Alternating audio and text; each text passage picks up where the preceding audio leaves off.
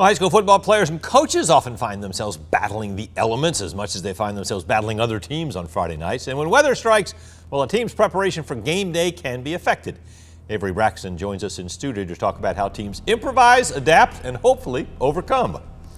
Well, Frank, when I went out to Westside High School today, we were worried about how the heat can affect athletes, but by the time I left, it was a completely different obstacle that the football team was facing.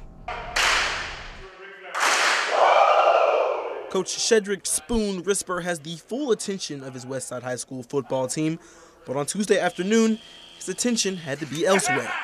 I think that we're doing kids justice when we're looking out for their safety. He has to keep an eye on the weather, as severe heat was initially at 90 degrees today.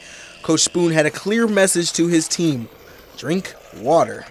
You know, a lot of kids think that you can just drink the day of practice or, you know, a little bit before the night before, but that's not necessarily true. You know, you want to hydrate days in advance to make sure that you're equipped for the heat. Coaches have to monitor their players and their equipment carefully. GHSA rules state that no outdoor workouts can happen at plus 92 degrees, so players stay posted by the water carts. You don't want to take chances. You know, if a kid's telling you that, you know, he needs water, he's really thirsty, or, you know, he's super tired, you know, there's no harm in letting a kid get water.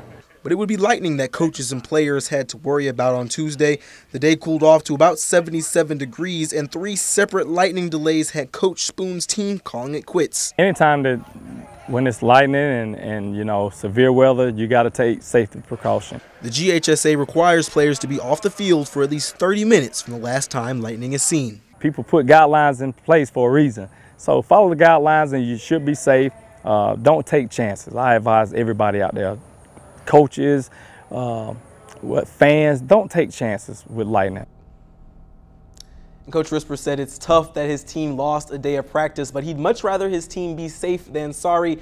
He says some days you just have to roll with the punches. Frank, Lori, Ben, game day not too far away. No, indeed it isn't. Westside and many local teams will see their first real action as far as the regular season a week from Friday. Westside opens up August 17th when they'll play Southwest at the Ed DeFore Sports Complex.